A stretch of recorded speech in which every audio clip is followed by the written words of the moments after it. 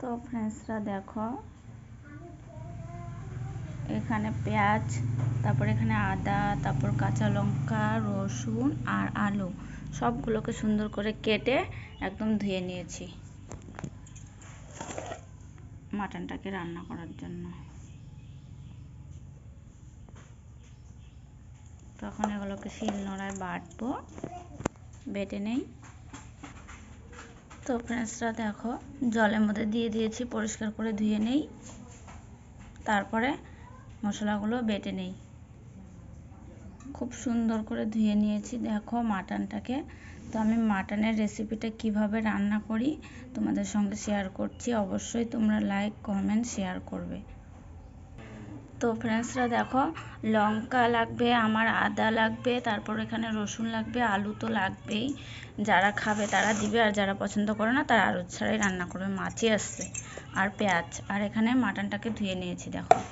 আর এখানে লাগবে আমার ফোড়নে লাগবে জিরে, আর এই যে তেজপাতা রেডি করে নিয়েছি, আর হলুদ গুঁড়ো আর এই যে জিরে গুঁড়ো সেটা তো দিবই আমি। লঙ্কার গুঁড়ো থাকলে হালকা দিলে কালারটা ভালো আসে, তো আমার কাছে আজকে লঙ্কার গুঁড়ো নেই। আর লবণ, আর লাগবে লাস্টে নামানোর সময় এই যে গরম মশলা। যারা যেই গরম মশলাটা ভালোবাসো তো সেটাই দিবে। আমার এটাই খুব পছন্দ, তো আমি এটাই ইউজ করি মাংসতে।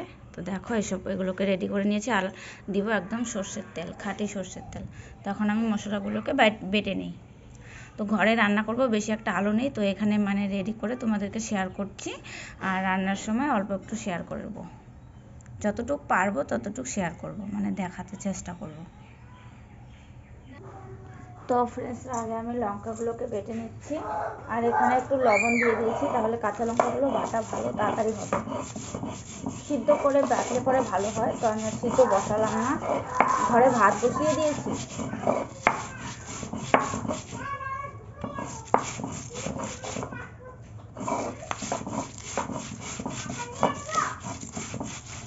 একটুখানি আবার পড়েও যাচ্ছে।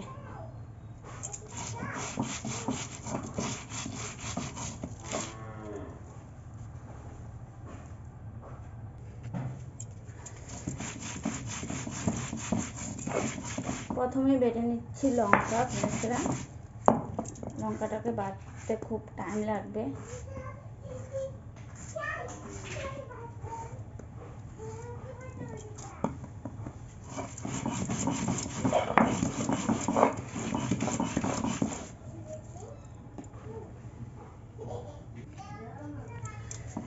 তো লঙ্কাটা বাটা হয়ে গেছে, তো এখানে আদাটা আর রসুন আর পেঁয়াজ একসাথেই বেটে নিচ্ছি।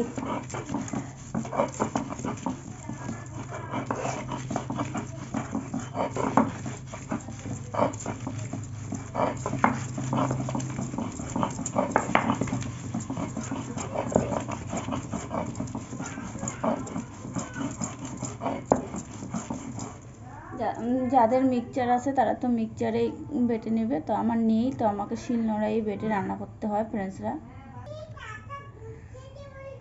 তো দেখো ফ্রেন্ডসরা, মশলাগুলোকে বাটা হয়ে গেছে। মশলা বলতে কিছুই না, শুধু লঙ্কা আর পেঁয়াজ আর রসুন আর আদা বেটে নিয়েছি। দেখো কি সুন্দর কালার করে, বুঝতে পারছো?